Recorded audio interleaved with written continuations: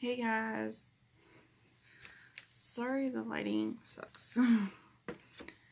We're gonna do some more ghost stories tonight. Sorry I didn't do video last week. This one was sick. Sorry, like she's up. I woke her up trying to get set up. I'm doing this in my bedroom, so yeah, that's why she woke up. But yeah, well, I've gotten some new ghost stories. I've got this book. Sorry, I'm not looking at the screen. I've got this book I've been kind of reading. I haven't got all the way through it because, you know, stuff been going on. So, you know, and being a mother, can't read, you know, only when she's napping or whatever. But no, I got this book. Is it Indiana Ghost Stories? Or Ghost Stories of Indiana, something like that. But you know, there's some good stories in it. Now I'm not gonna read every story in the book. I'm just gonna read what interested me, like what caught me. Now I didn't write it word for word. I just like did it my style, so I wouldn't copy what that guy wrote in his book. So yeah. She's being talkative. But sorry about this lighting.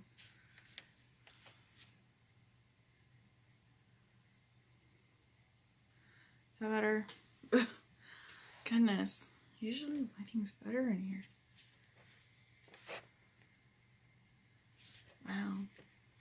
Wow. Alright. Well, sorry guys that the lighting kind of sucks. Alright. But this first one. Now I'm going to be looking, you know how I was doing on the other ones. I'm going to be looking back and forth at you all guys. And then at the screen over here on my laptop reading, you know. So you all can understand.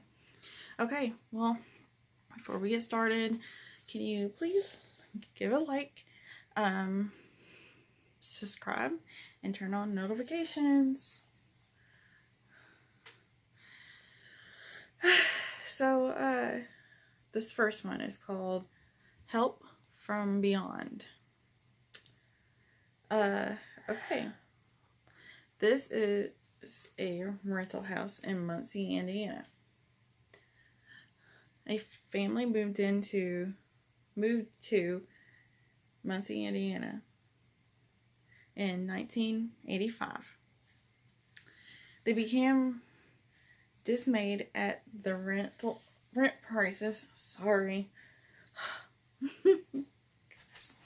At the rent prices the landlords were telling them. They came upon a 2-story home, and the landlord was asking for half the rent price, with no deposit, no security on this home, while he's been asking more on the other rental houses. See, like this one, he wasn't asking like the full price and you know all that. But he has other rental homes that he was asking more for. The landlord told that, I'm going to call them the G family. I'm not going to say the last names. That told the G family that tenants never stay longer than 2 months. The G's rented the home and moved in only had to unpack their things because the home was already finished. I am sorry guys about this lighting. If you all can't see me. Oh goodness. It's driving me nuts. The children they had rooms on the sorry, I don't know if I wrote that right or not. Oh, goodness. The floor. I think it was like I spelled it wrong. The main floor. I don't know why I did that all wrong. the main floor, the children had their rooms. The upstairs 2 bedrooms turned into playrooms. Strangely, the children tried to stay away from the south bedroom play area.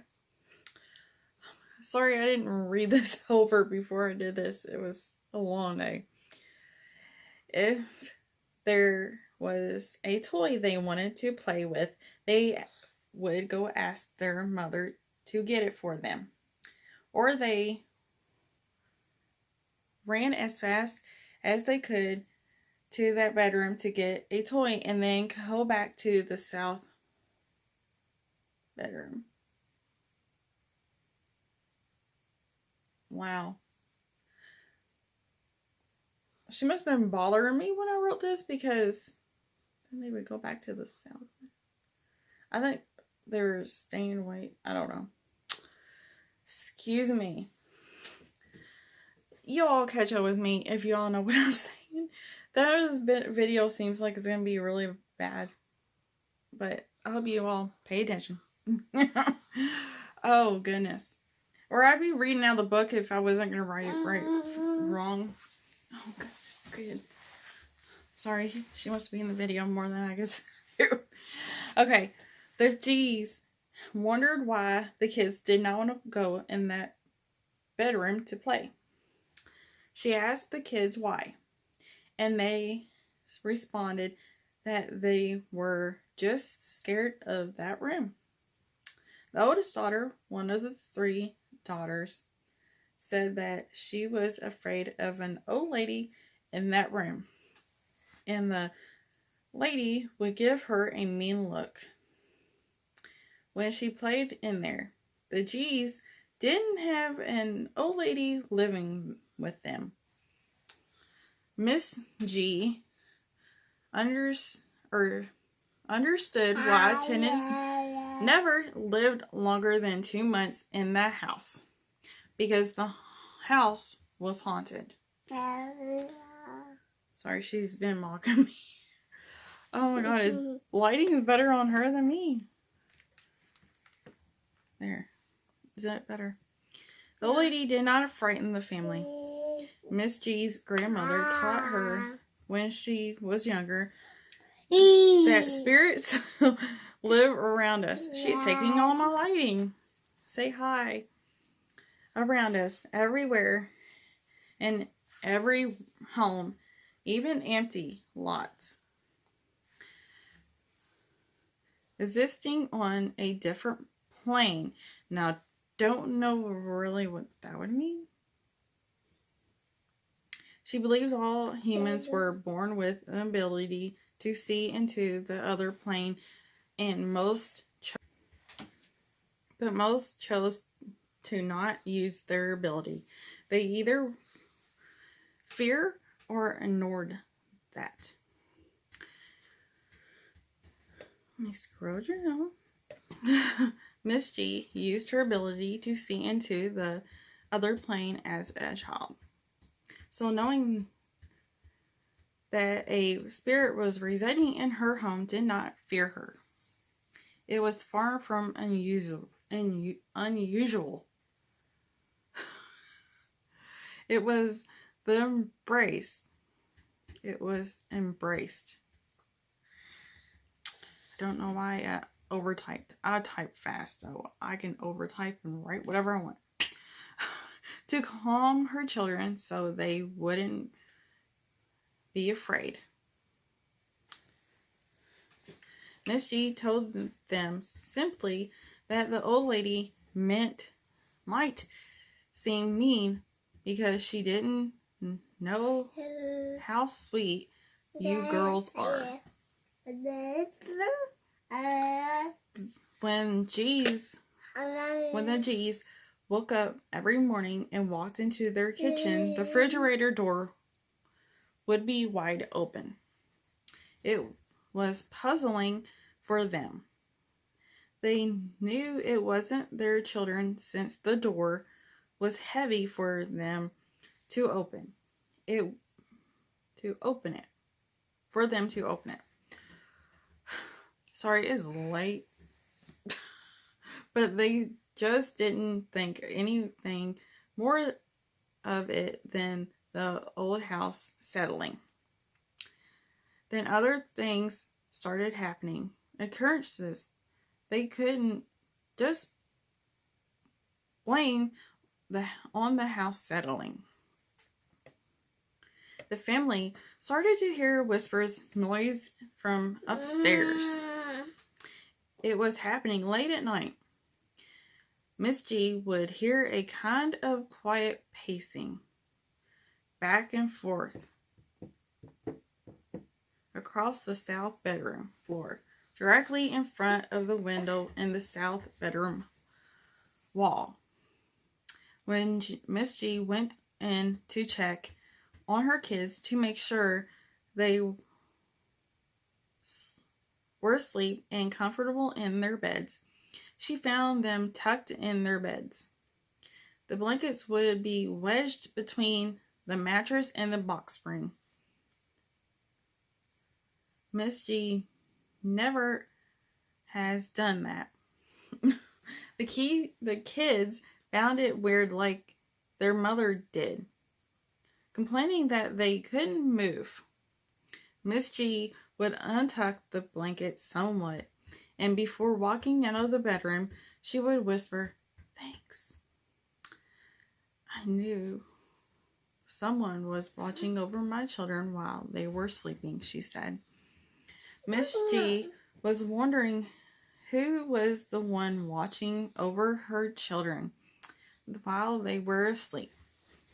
She soon started talking to her neighbors, an old couple that lived in Muncie since the 1950s. When she would, this is Muncie, Indiana. I don't know if I explained it to you all. I live in southern Indiana, so this is North Indiana. When she would have morning coffee and afternoon teas, Miss G asked them about her home's past. Miss G found out that her home became a rental property in the early 1970s. After the tragedy that happened in that home, an elderly woman and her mentally handicapped son passed away within 2 weeks of each other inside this home. Sadly, her son had become entangled in his blankets one evening. It was like a fly trapped in a spider web, and he had smothered to death. His mother did not tuck him in his blankets between the mattress and his box spring like she normally did. Miss G understood now that the boy had passed away in the upstairs south bedroom. The passing of the mother's son had broken her heart, and she would spend her days pacing back and forth in front of the south bedroom's window. The lady's grandson found her lying on the floor beneath the window. She was gone. The coroner said that she passed away from natural causes. Everyone knew she passed away from guilt and a broken heart. That's like they knew that was the truth. Yeah, she missed her son. The mentally handicapped son would wake up in the middle of the night and go to the kitchen to get a jar of mayonnaise from the fridge. He did not shut the door because he did not want his mother to hear and wake up. The old lady did not like the sight and the sound of children playing in the south bedroom in which her son had passed away in. Maybe the cries and laughter of the children reminded her of her son. The G's only lived in the house a year, and they moved to the country until they left the home and never would complain about the mother and her son. Sorry, people, if you see her going back and forth. They would continue to hear the pacing of the mother in front of the upstairs south bedroom window at night. And most mornings to find the refrigerator door wide open, to find her children tightly tucked in bed. When they were asleep every night, she would whisper a thanks to the mother.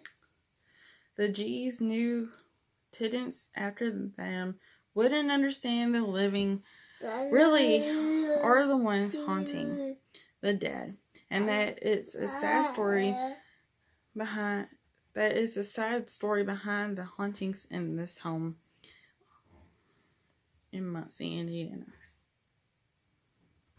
It is pretty sad. Well, I've got some more. Watch after this. I got one more coming up. Say bye. To be continued. Okay, here we go. Here's another one for you guys. Dewees Mansion. The Dewees Mansion in Terre Haute, Indiana, was once the city's best-known haunted house. For many years before the home was burnt down and destroyed, locals rumored that a spirit arose some nights from the fireplace and would walk the mansion. The house was built in the early 19th century by George Dewees. Sorry, I got that wrong. I don't know if I spelled that right. Willow, you can't type. Sorry, she's trying to type on my laptop when I'm reading. He was from France. Dewees goodness gracious. Dewees might have been a slave trader. He was a very private man. He had vicious dogs guarding his home. Dewees' family life was not perfect. Indiana still had many Indian tribes, and during one surprise encounter, Dewees' son was scalped and killed. His death made his marriage go downhill. They were not happy anymore.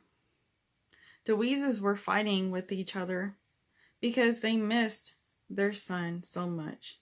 They just filled the void. Seemed like they always were fighting with each other. Unable to escape the misery, Mrs. Dewees asked for a divorce. Mr. Dewees thought that was a good idea. Sorry, it's Mrs. Willow tapping her foot. Mr. Dewees did not want to lose his wife, really. He already lost his son, so he did not want to lose lose the mother of his son. Miss Dewees did not want to rekindle. Mr. Dewees got desperate. Then no one ever heard from Mrs. Dewees ever again. Mr. Dewees would tell locals that his wife had moved out of state and returned down south. That sounded a little outrageous to the locals, and they wondered if Mr. Dewees might have murdered his wife. Murdered. Well, I'm bad at reading tonight. Oh God, it's been one of these days. Those who had been outside the home noticed the fireplace looked somewhat different than before. The fireplace had cupboards on both sides, and one side was walled over in brick. The curious, oh goodness gracious, sorry.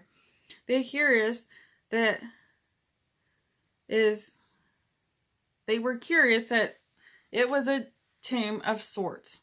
Sorry, I put the, not they. The final resting place for Mrs. Dewees. And a person reported that one time, when he was probing around the column, it released a foul, musty odor. Maybe it was the smell of a decomposed body. The locals were reporting strange incidents happening in the home. Sounds of footsteps in empty rooms and doors opening on their own. No one ever investigated the mansion, and in the late 20th century, the house was arsoned.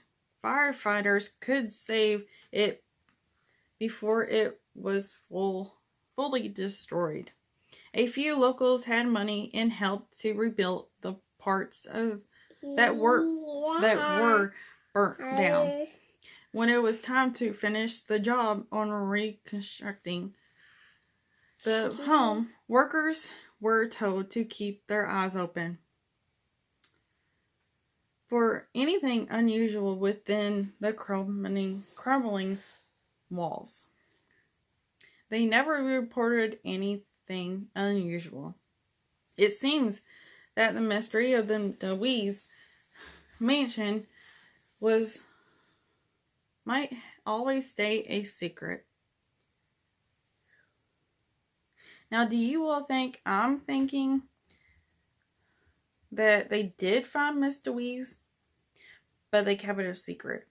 Like they knew the locals knew something, but they just wanted to keep it hush-hush under wraps. That's what I think.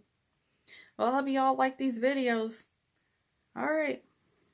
Catch y'all next time. Stay tuned. Bye, guys.